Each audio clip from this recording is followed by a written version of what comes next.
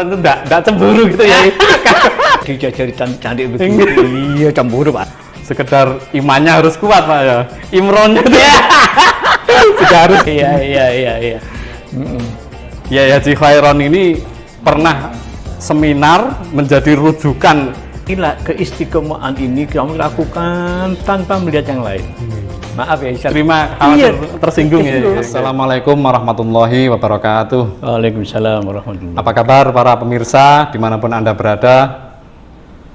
Dakwah bukan hanya tugasnya para kiai, para ustadz, atau para pengajar, tapi dakwah mengajak kepada kebaikan adalah tugas kita bersama. Setiap muslim, baik laki-laki maupun perempuan, wajib melakukan dakwah. Tentunya sesuai dengan kapasitas dan posisinya masing-masing. Hari ini kita kedatangan tamu istimewa, yaitu Ustadz Kiai Haji Khairon Syuaib dengan Ustadz Kiai Haji Sunarto. Beliau adalah para pelaku dakwah yang sangat khas dan unik.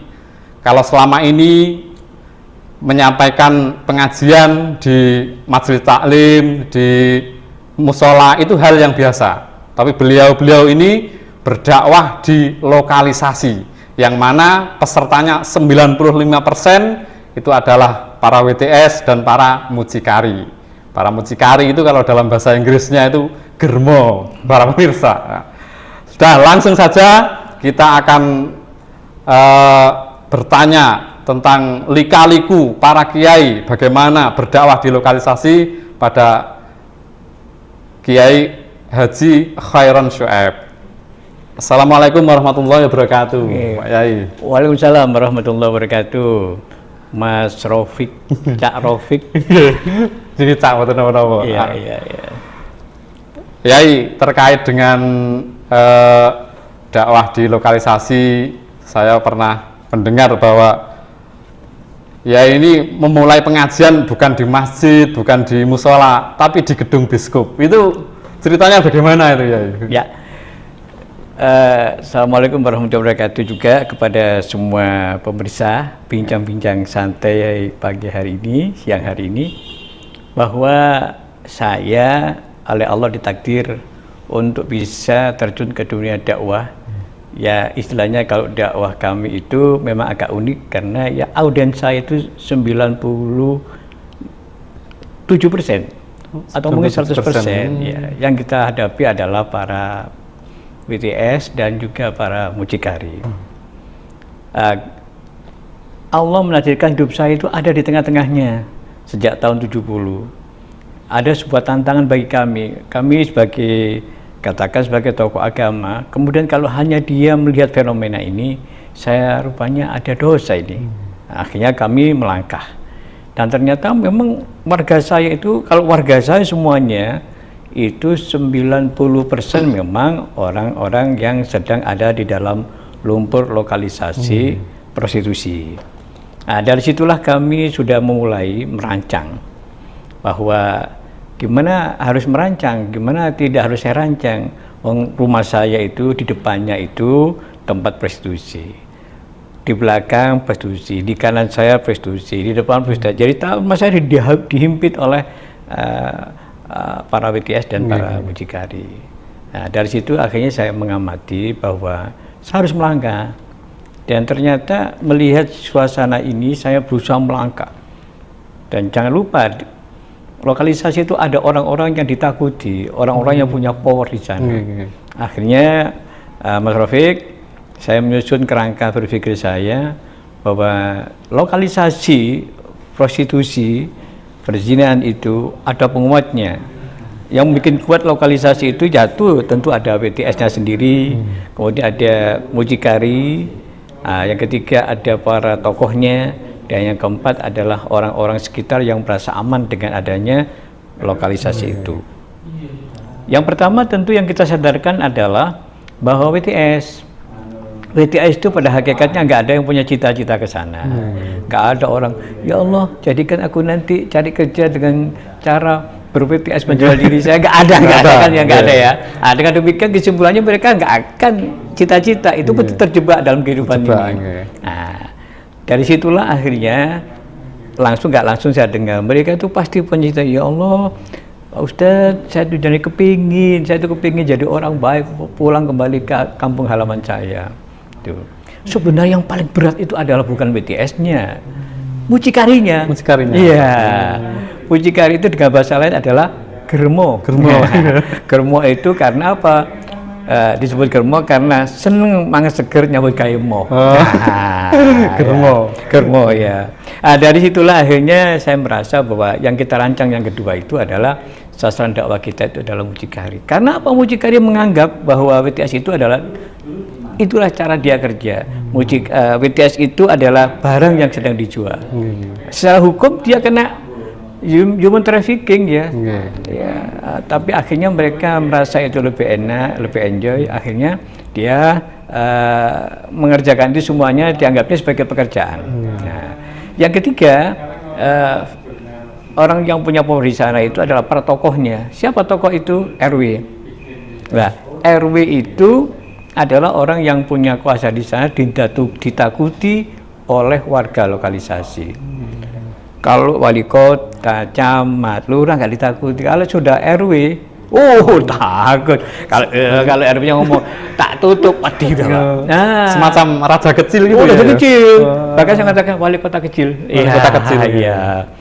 Nah, kemudian satu sekali lagi kerangkanya yang keempat, jangan lupa di sana yang menjadikan lokalisasi itu kuat karena di sana ada orang-orang yang punya dagangan sembako, punya jasa tukang cuci, tukang becak dan sebagainya. Saat itu dia merasa ada penghasilan di sana, sehingga terkait dengan itu dia saling merangkul bahwa yang namanya lokalisasi harus hidupkan. Ini ada sebuah kebutuhan dan di sana ada penghasilan seperti itu. Kemudian untuk tahap yang pertama kali jenengan lakukan itu bagaimana ya untuk bisa memberi pengajian yang di gedung biskup itu? Langkah-langkahnya gimana itu? Iya. Karena di era-era tahun 80-90 itu adalah tempat yang paling enak untuk ongko-ongko duduk itu ya biskup. Saat itu zamannya eranya televisi masih bukan sebanyak sekarang, dulu hanya TVRI saja, sehingga orang itu senang kalau ada tontonan yang namanya itu biskup. Dan biskupnya itu biskup yang ada layar lebar itu. Iya. Dan di sana suasana lebih kondusif untuk warga lokalisasi. Nah, ternyata saya kan ngomong gini ceritanya, Pak RW itu kan maaf ya, diaranya waras gendeng ya gendeng. Gitu. Iya. Oh ya, waras karena dia masih bisa makan, bisa kerja. Gendengnya apa? Melihat fenomena itu tidak biasa-biasa aja. Tapi setiap hari dia minum, setiap hari dia main perempuan, setiap hari dia melakukan, semua itu adalah hal-hal yang wajar saja. Nah, suatu ketika saya tanya, Pak RW, nah, karena Pak RW di sana punya power, Pak RW, dengan dia suasana mabuk itu, apa kita membiarkan suasana ini Pak RW? Ya enggak, aku dulu juga pengen jadi wapi. Lah kalau gitu gimana? Terus gini, adik-adik itu menganggap adik-adik itu kayak santapan rohani aja gitu.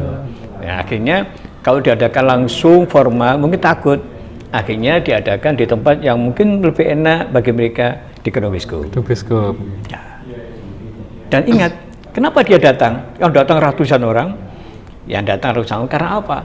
Karena itu diberikan oleh dan itu keberlangsungan pengajian ini tidak setahun, 2 tahun, tapi sampai hampir 30 tahun.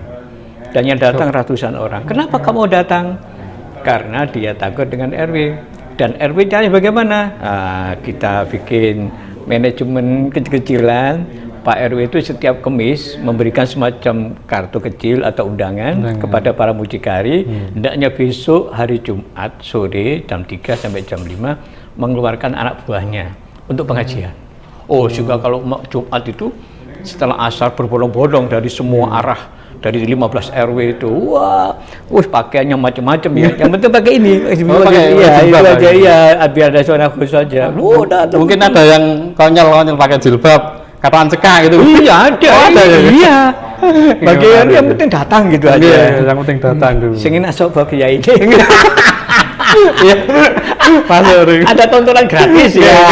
Iya. Anu ya, terkait itu kan dari waktu itu jenengan kan masih muda ya. Iya. Nah, itu apa Bunyai Khairon itu enggak cemburu gitu ya. Jenengan itu kan wajahnya ya tampan gitu. Loh, biar ganteng banyak ya. Oh, dulu saya ganteng iya. Oh, awal-awalnya apalagi istri saya itu dari Pondok Salaf gak rondindi Pak ya. Awalnya cemburu. Setahun, 2 tahun, 3 tahun cemburu. Gimana saya dijajari cantik-cantik begitu? Iya, cemburu pasti. Kalau cemburu kan berarti masih cinta dengan saya. Berarti dakwah di tempat gitu itu bukan hanya sekedar imannya harus kuat Pak ya. Imronnya itu juga harus kuat kan. Tak tahan-tahan juga. Iya.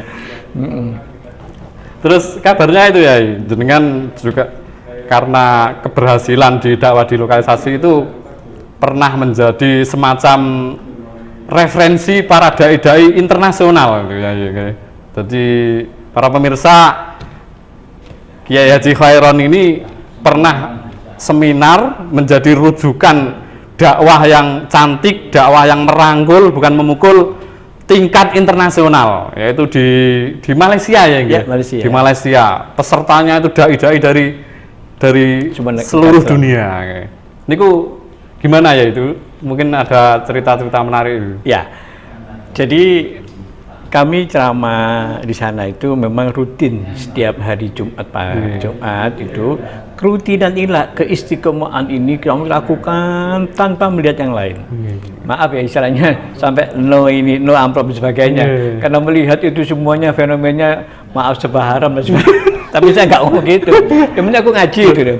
Tapi dikasih amplop juga ya. Dikasih itu langsung saya berikan sabut, berikan orang beca-beca itu ya. Karena saya melihat itu uang itu urunan mereka. Ya. Nanti kalau nggak diterima tersinggung. Ya. Akhirnya supaya nggak masuk ke perut saya, uang saya berikan sabut, berikan orang-orang. Istiqomah inilah ada cerita klis menariknya adalah ada seorang wartawan senior Malaysia itu datang ke Indonesia, ke Bali, ke beberapa tempat. Dia nggak tahu tiba-tiba datang ke rumah. Kenapa? Saya ditujukan oleh orang bahwasanya saya ingin ketemu kiai yang setiap saat ketemu dengan para PSK, PETS dan mucikari. Rupanya bapak. Nah dari situ akhirnya dia seorang jurnalis juga menulis tentang saya dalam bukunya, dalam satu buku di situ ada Ibu Sud. Nah Ibu Sud ini rupanya menjadi buku kemudian dibaca di dunia internasional. Dan akhirnya satu ketika tahun 2001 itu ada konferensi Islam internasional terkait dengan masalah pelacuran, juga masalah obat-obat terlarang. Nah, tampaknya kami salah satu narasumbernya. Nah, di situ yang menarik adalah apa bagi saya? Saya selama berminggu-minggu itu dihadapkan dengan para fotografer. Fotografer itu memutus saya pada saat saya ceramah di panggung, pada saat saya khutbah, pada saya ceramah dekat para BTS, bahkan saya nyapa-nyapa dengan BTS seperti teman sendiri gitu. Ya kan? Artinya sepertinya ya sudah begitu akrabnya kami dengan mereka-mereka itu. Nah, diundanglah di sana. Nah, dalam undangan itu di konferensi internasional itu saya bicara tentang bahwa tugas seorang ulama, seorang kiai, tokoh agama adalah harus ada kemampuan, berusaha kemampuan dari hitam menjadi putih, dari yang jelek menjadi yang baik, dari yang zulumat menjadi an-nur. Itu saja. Nah ini tugas siapa? Tugas kita bersama, termasuk tugasnya para kiai dan tokoh agama. Nah hanya di Malaysia itu kiai tokoh agamanya itu ambil jarak jauh dengan kemungkaran ini. Nah, kalau kita enggak mendekat, merangkul, merayu, mengajak. Itu yang menjadi satu kesimpulan dari seminar itu, bahwa ternyata ulama Indonesia ini adalah luar biasa. Justru menghadapi kemungkaran tidak dijauh, didekati. Ya, ujung-ujungnya versi Wali Songo. Versi Wali Songo. Iya. Jadi bil hikmah wal mau'izatil hasanah gitu. Betul. Tadi tanpa menghakimi, tanpa memvonis. Betul. Terus dalam perjalanannya itu apa kira-kira ada muncul hasilnya itu setelah berlalu berapa tahun ya? Ya, ternyata perlu diketahui Cak Rafiq bahwa di Surabaya ini orang kan hanya kenal nama Doli itu aja. Padahal Surabaya itu ada 6. Bangunsari, Tambak Asri, Kremil, Kelakarjo, Moroseneng, Jarak, Doli. Doli ini yang terakhir. Sebenarnya yang paling besar tempat kami. Nah, Doli ini kecil, tetapi memang high class, kemasannya yang luar biasa. Rokoknya podo, wadahnya itu kemasannya luar biasa, menjadi high class itu ya. Loh, yang tempatnya jenengan itu beda yang Kremil itu ya? Jejer persis. Oh, Kremil. Kremil itu jadi setelah Bangunsari, Kremil itu jejer ya. Kemudian kalau Kelakarjo, Moroseneng jejer. Kemudian Jarak, Doli jejer. Nah, dan saya di samping di Bangunsari sudah begitu lamanya saya membina mereka, saya diundang oleh Dinas Sosial Kota Surabaya, Provinsi untuk mengunjungi, diundang untuk menceramai beberapa tempat ini. Ya sebenarnya bukan karena saya pandai, tapi saking lamanya saya ngerasa gitu. Apa karakter mereka itu apa sih? Iya. Nah, itu namanya Bangunsari. Orang lain mengatakan Bangunrejo juga. Iya. Kemudian sebagai istilahnya pelaku dakwah di daerah-daerah yang boleh dikatakan dalam tanda petik ekstrim lah ya, itu Yai mungkin punya istilahnya amalan-amalan apa atau tirakat apa gitu ya, kok bisa istiqomah sebegitu lamanya sampai 30 tahun lebih ya. Amalan saya hanya satu, ingin istiqomah saja. Istiqomah ya. Dan yang kedua, bahwa saya ceramah ini adalah sebuah kewajiban. Ya, kewajiban itu saja. Akhirnya gelinding saja. Saya ingin cari pahala dengan cara saya menginginkan audien ini lambat laun menjadi orang baik. Sebenarnya ceramah saya itu gampang kok waktu itu. Saya menghadapi mereka itu yang pertama ya, dalam suasana acara itu supaya terkondisi. Mereka saya ajak baca surat-surat pendek.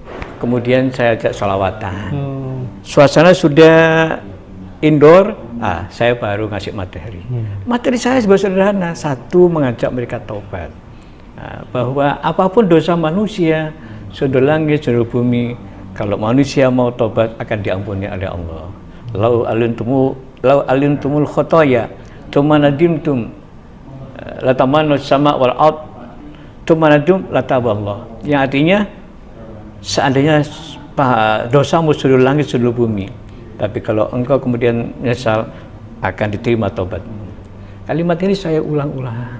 Artinya apa? Memberi kesempatan mereka supaya segera taubat. Jadi dosa nopo mawon nek panjenengan mau taubat, insya Allah terbuka itu taubat. Nah, yang kedua, saya katakan harus ada upaya kepingin. Jadi Allah tidak akan merubah nasib manusia kalau manusia itu tidak mau merubah nasibnya sendiri. Nah, dari situlah saudara adik, intinya peluang surga masih ada, dan surga tidak hanya milik kiai, surga tidak hanya milik ustadz, surga tidak hanya milik habaib, tapi surga milik siapapun orangnya yang merasa hamba Allah dan dia mau dekat padanya. Gitu. Ya. Terus dalam menyampaikan dakwah itu apa ndak mengalami istilahnya pekewo aja? Kan dakwah itu salah satunya kan menjelaskan bahwa oh ini haram, ini tidak boleh. Padahal yang audiennya itu sebagai para pelaku itu kan gimana itu ya triknya jenengan itu untuk ibu-ibu, kalau orang masuk masjid dapat apa? Pahala. Orang baca Quran dapat apa? Pahala. Lah kalau orang masuk Bangunsari dapat apa?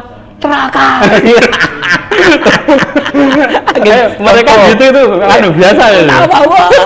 Lu sampai kalau sudah tahun neraka begini kok masih di sini? Tapi saya belum bisa keluar dari sini, Ustaz. Aku pengen taubat, Ustaz. Lah makanya kunci taubat masih terbuka, gitu kan. Nah, seperti itu contoh guyonan yang mereka itu. Begitu triknya. Jadi nggak langsung didalili gini nih dosa. Masuk neraka betul ya. Jadi ada trik-triknya tersendiri. Ya. Pak Yai, terkait istilahnya kesan pesan jenengan terhadap para pelaku dakwah, kami yang muda-muda itu seharusnya bagaimana gitu Pak Yai? Monggo Pak Yai. Ya, gini Cak Rafiq, jadi pada dasarnya kita khususnya sebagai orang Muslim itu berkewajiban untuk dakwah. Dakwah itu dalam arti adalah mengajak dalam pengertian apa? Kepada siapa audiennya? Kepada siapapun saja. Baik dakwah di politik, di ekonomi, kebudayaan dan sebagainya. Dan selama ini kita juga bersyukur dakwah ada di masjid, ada di musola, ada di langgar, ada di surau, ada di madrasah, ada di sana. Itu adalah luar biasa baiknya. Tapi ada satu sisi yang jarang disentuh oleh teman-teman kita dai. Apa itu? Yaitu dakwah di tempat-tempat yang jarang disinggahi, di tempat yang remang-remang, tempat yang gelap gulita. Dan ternyata setelah kita masuk, senangnya luar biasa mereka itu ya. Iya, memang kalau masalah hak batil bertarungan, tapi setelah kita sentuh, kita masuk ke dalamnya dengan hati yang seikhlas-ikhlasnya, itu ikhlas-ikhlasnya kan ya. Mereka butuh. Oh, senangnya luar biasa, sama seperti orang yang kehausan, kemudian dikasih es, apalagi es degan untuk bersih. Waduh, luar biasa itu. Demikian juga dakwah di lokalisasi, masya Allah. Jadi demikian kami pesan kepada teman-teman para dai, para mubalek itu adalah ayo. Di samping yang di masjid bagus, pesantren, di langgar, di tempat-tempat kajian masjid taklim bagus, tapi jangan lupa kita juga bermasjid taklim tempat-tempat yang selama ini jarang disinggahi oleh teman-teman yang lain. Dan itu saya kira mungkin pahalanya lebih besar. Makanya kadang saya itu pada saat lokalisasi itu ada diceramai hari ini, besok masih kerja, 1 bulan masih kerja, saya katakan nggak usah, apakah usah nggak percuma? Saya katakan enggak. Sebab yang ngasih hidayah itu bukan saya, adalah Allah. Saya hanya berharap pada Allah. Ya seandainya sebulan lagi, 3 bulan, setahun lagi dia tobat karena suasana dia mengaji, saya yakin dapat bonus dari Allah. Nah, itu yang menjadikan saya memuatkan diri untuk dakwah di lokalisasi. Bahkan mungkin kalau orang tuanya nggak kena, barangkali anaknya ngoten ya. Demikian juga kita coba mendirikan sedikit kecil ngaji namanya TPQ, kemudian masjid taklim dan sebagainya. Cucunya, saya yakin mereka mengatakan, wes bapak sing nglakoni ini aku, muga-muga anak putuku ojo niru aku. Begitu suara mereka. Dan ternyata dititipkan di tempat lembaga pengajian, lembaga TPQ dan sebagainya. Seperti dapat es. Makanya untuk 6 lokalisasi Surabaya yang cepat ditutup adalah di Mangunsari. Kenapa? Karena keistiqomahannya para kiai-kiai, para ustadz-ustadz, para mubalek. Dari yang orang tuanya sendiri, dari mucikarinya, juga para tokoh-tokoh premannya, juga para tokoh RW-RW-nya. Itu kita sentuh semuanya. Dan ternyata setelah kita sentuh, ya saya maaf ya, panjang bisa kita coba bayangkan. Saya berhadapan dengan RW yang mendem, magnum, wajah merah. Saya tidak rasa kebencian, bahkan saya tatap wajahnya. Ya saya sungkani. Dan selama ini beberapa lokalisasi itu ustadznya gini dengan RW itu. Iya. Kalau saya enggak. Bapak mendem-mendem, mabuk-mabuk. Itu adalah kelakuan kamu pribadi. Tapi saya tahu karena Anda punya peranan, Anda punya kuasa, Anda punya power dari RW, aku akan dekat denganmu. Ternyata pengajian 30 tahun nggak ada hambatan dalam pengertian dilarang, nggak ada. Bahkan mereka senang. Nah, ya dari situlah akhirnya karena kita juga menyentuh dengan rasa hati yang senang, akhirnya turun secara signifikan, turun. Akhirnya pas tanggal 21 Desember tahun 2012 wali kota mau datang ke tempat kita karena dianggapnya sudah terkondisi, tutuplah yang namanya Bangunsari. Dan kemudian teruskan tempat-tempat yang lain. Ya. Nah, untuk meyakinkan lagi, nah nanti setelah ini saya yakin hari ini ada teman kita yang nanti panjenengan panggil untuk kesaksian bahwa dia tahu persis ya apa sih dakwah yang ada di lokalisasi.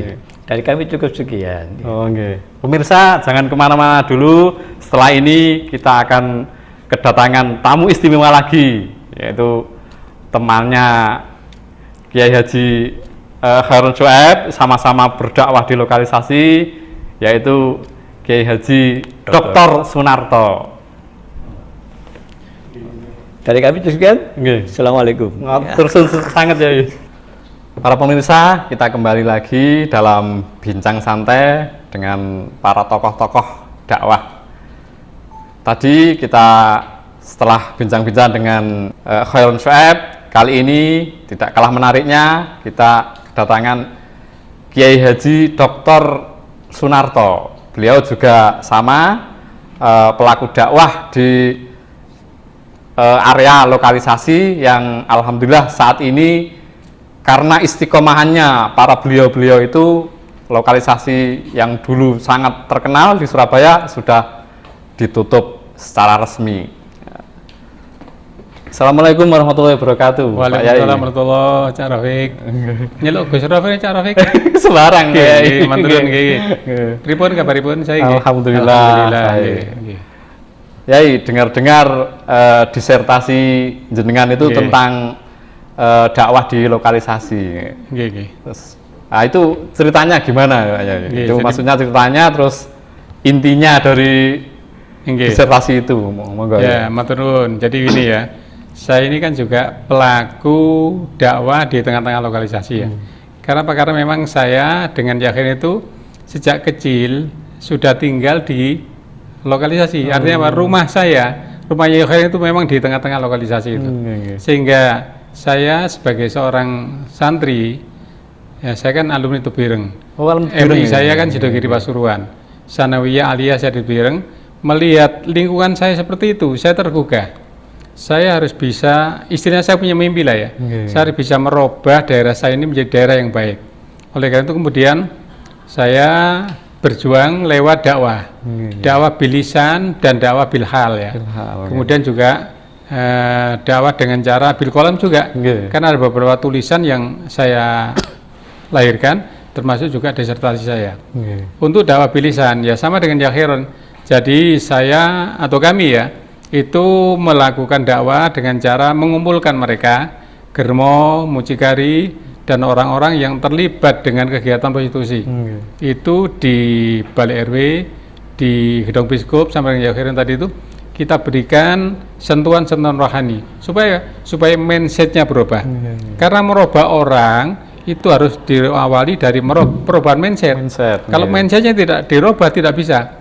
Lah apa mindset mereka? Mindsetnya geremo, mindsetnya mucikari itu lek gak balon, gak oleh duit kan begitu. Jadi kerjaan yang paling gampang tapi mendapatkan duit banyak. Oleh karena itu melacur ya. Ini yang kita rubah. Artinya apa? Ada jalan mencari rezeki tapi tidak dengan melacur dan itu halal. Dan kita pasti bisa. Ini yang kita rubah dengan sentuhan-sentuhan mental lewat pendekatan keagamaan. Itu mindset yang kita rubah gitu. Oleh karena itu kemudian saya tidak hanya melakukan cara praktisi dakwah, tetapi karena saya juga sebagai akademisi, sebagai seorang dosen, saya jadikan penelitian. Kan tidak mungkin kalau saya meneliti diri saya sendiri sebagai pelaku. Oleh karena itu saya meneliti partner saya. Yakhwan ini partner berjuang. Oleh karena itu saya foto, artinya apa? Saya teliti kegiatan beliau, sekaligus juga saya sebagai pelaku juga, saya teliti dengan tipologi seorang kiai. Oleh karena itu disertasi saya, judulnya saya pilih agak kontroversi. Waktu itu agak ditentang oleh beberapa profesor. Karena apa judulnya? Kiai prostitusi. Ya itu kan dikotomi. Kiai kok gandengane kalimatnya prostitusi. Ya, ini yang menjadi kontroversi. Tapi saya juga bisa memberikan argumen bahwa maksudnya kiai prostitusi itu adalah kiai yang memang berjuang di tengah-tengah lokalisasi prostitusi. Dan tidak semua kiai berani. Tidak semuanya kiai bisa, tidak semuanya ustadz bisa. Oleh karena itu ini judul yang saya ambil, kemudian saya teliti. Apa yang saya fokus penelitiannya? Penelitiannya adalah metode dakwahnya. Jadi bagaimana dakwah di tengah-tengah lokalisasi prostitusi sehingga tidak hanya didengar, tetapi juga dipahami dan bisa merubah sikap. Artinya apa? Mereka berhenti. Bahkan tutup lokalisasi itu, jumlahnya kalau di Surabaya 6 lokalisasi, kalau di Jawa Timur ada 47 lokalisasi. Kalau wali kota itu hanya deklarasinya saja, tapi di lapangan yang berdarah-darah ya kami-kami ini yang bersentuhan dengan preman, bersentuhan dengan para pendukung mereka itu ya. Jadi kami juga pernah duel terus saja ya, pernah tukaran itu dengan orang yang mendukung tidak setuju dengan penutupan itu. Nggih. Ibarat Itu, ya. sebuah sistem itu kan sudah lama. Itu pasti dalam berdakwah itu kan jenengan sama teman-teman itu menghadapi tantangan-tantangan yang berat itu ya. Nggih, betul ya. Kayak preman atau orang-orang yang istilahnya perekonomiannya terancam dengan tutupnya itu. Nggih. Itu sampai se ekstrim apa ya? Ya, jadi begini ya. Karena memang penutupan ini kan ada pro kontra ya. Jadi mereka yang kontra itu tentunya mereka dari para preman, mereka-mereka yang hidupnya bergantung dengan prostitusi ya. Dan itu berat sekali tantangannya ya.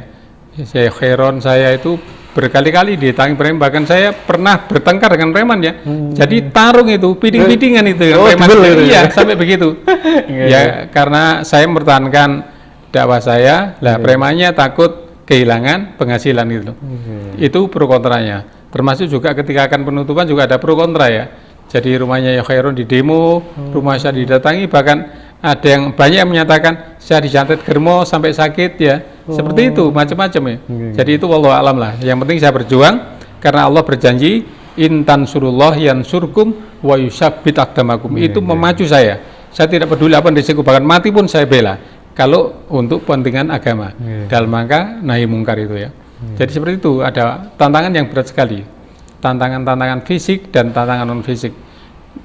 Kalau dibanding dengan Rasulullah, para sahabat nggak ada apa-apanya. Saya ini ya, beliau sudah berdarah-darah, saya hanya seperti itu saya kira tidak ada apa-apanya.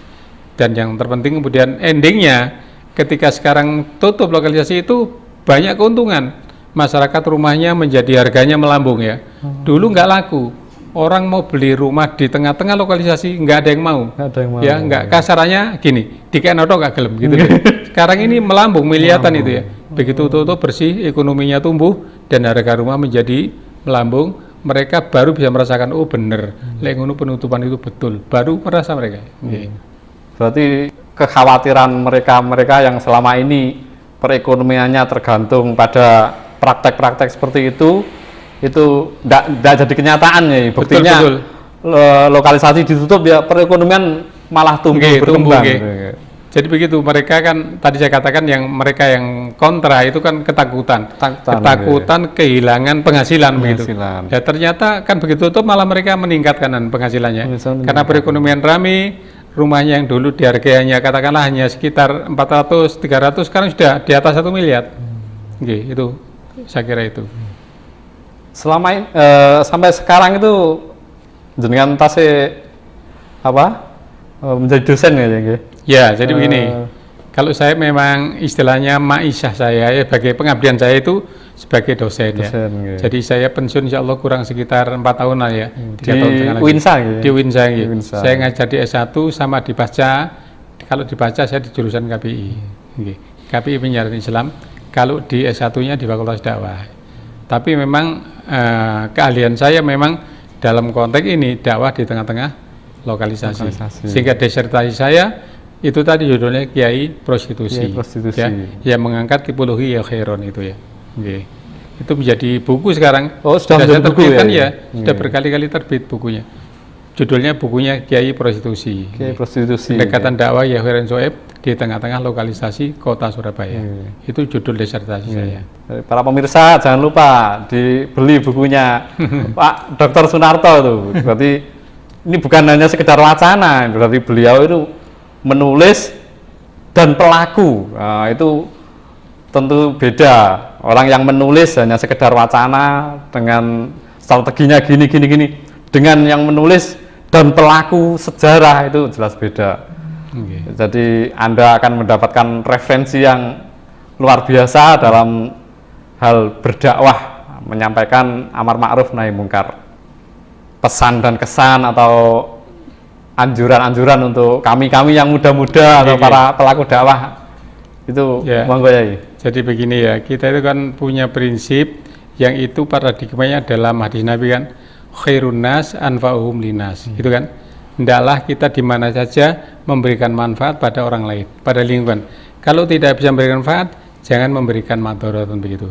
Itu kuncinya ya. Jadi kita harus selalu memberikan hal-hal yang positif pada orang lain. Karena apa? Kita hidup ini kan ada tahapan ya. pasti kita akan sampai pada ujung kita yaitu kematian. Itu. Lah sangune opo? Ya itu tadi pengabdian tadi itu ya. Pengabdian. Semakin banyak tantangan pengabdian itu, ganjarannya semakin gede kan begitu ya.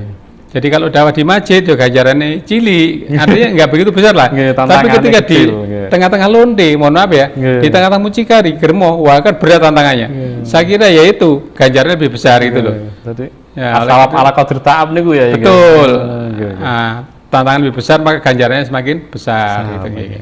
Saya kira itu jadi himbauan saya kepada generasi muda, kepada ustadz, kepada para kiai, hendaklah prinsip nyapu itu di tempat yang kotor kan begitu, tidak di tempat yang bersih. Kalau bersih ya sudah. Jadi saya ini dengan Yakhirin itu nyapu di tempat kotor kan begitu. Jadi nyapu ini barang kotor supaya bersih. Kalau menerangi, terangilah tempat yang gelap. Nah mereka hatinya gelap kan, itu yang kita terangi. Lah kalau orang di masjid ya perlu juga sudah terang tapi dipadangi lagi. Tapi lebih prioritas mereka yang hatinya gelap kita terangi, yang tempat kotor kita sapu. Itulah prinsip dakwah. Oh berarti harus pakai prinsip tukang sapu ya? Betul. Jadi meskipun habis disapu itu besoknya ya kotor lagi ya. Tapi sapu ya lagi. Disapu lagi. Itu namanya istiqomah dan konsisten. Gitu. Betul. Dakwah networking juga penting ya. Artinya begini, kita tidak bekerja sendiri. Jadi apa? Keberhasilan dakwah, keberhasilan apapun harus ada kerjasama. Itu kalau istilah saya dakwah networking. Dan saya sudah menerbitkan buku juga dakwah networking. Bagaimana metode dakwah yang berhasil itu harus membangun jejaring. Jadi kayak kami ini dengan Yakhiron dalam makan nutup itu kalau kami sendiri nggak bisa. Oleh karena itu kami ngerangkul Pemprov, kami merangkul Pemkot, kami merangkul Dinas Sosial, Kementerian Sosial. Karena apa? Kalau saya Yakhiron bisa memberikan wawasan pencerahan ya, tapi dalam konteks pendanaan kita kan nggak mampu. Oleh karena itu harus merangkul pihak lain. Itulah namanya dakwah networking. Berjejaring gitu. Rasulullah saja kan begitu. Rasulullah nggak sendiri. Rasulullah ada Umar, ada sahabat Abu Bakar, ada Utsman, ada Ali. Alinya ilmuwan intelektual, Utsmannya orang konglomerat kan begitu. Yang Umar bin Khattabnya orang yang butuh keberanian kan begitu. Jadi begitu penting sehingga berhasil dengan berjaring berbagai macam heterogenitas itu akan menentukan keberhasilan kita. Indah lah ya. Karena apa? Pelangi itu indah karena berwarna-warna gitu ya. Itu pentingnya bersinergi. Betul. Saya kira begitu. Pemirsa, demikian tadi ngobrol santai kita dengan Kiai Haji Khairon Syuaib dan Kiai Haji Dr. Sunarto, penulis buku Kiai Prostitusi. Itu dicari itu di toko-toko buku itu insya Allah ada ya. Para pemirsa, dakwah yang menarik, dakwah yang bagus adalah dakwah yang cantik, bukan dakwah yang memvonis dan menghardik, dakwah yang merangkul, bukan dakwah yang memukul. Terima kasih atas perhatian Anda. Sampai berjumpa kembali dalam sesi bincang tokoh selanjutnya. Assalamualaikum warahmatullahi wabarakatuh. Waalaikumsalam warahmatullahi wabarakatuh.